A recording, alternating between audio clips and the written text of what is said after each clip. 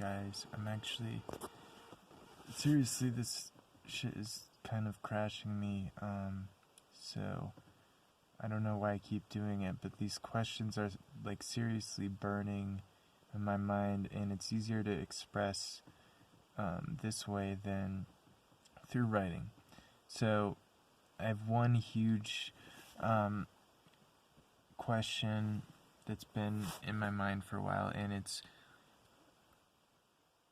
why do MECFS researchers and I think actually scientific and biological researchers in general seem to drastically underrate environmental causes of illness and chronic illness in humans? And I think I know the answer to that one, but I don't know if it's possible to get it across to these people. I think that it's not because they're bad people. It's not because they're stupid. In fact, most of these people are way, way, way smarter than me. Ron Davis is tremendously smart. Michael Van Alzaker, other researchers.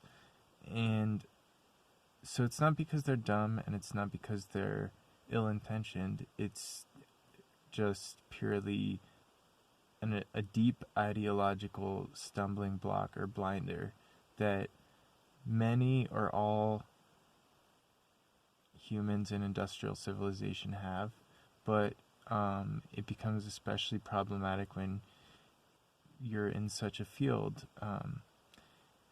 And I think the ideological stumbling block is a kind of unwritten idea that we are separate from nature or ecology, that we are not subject to ecological changes in the same way that other animals are, that we're not subject to changes in the food, air, and water chain because we're somehow exempt from them because we're like magic Faustian beings with opposable thumbs.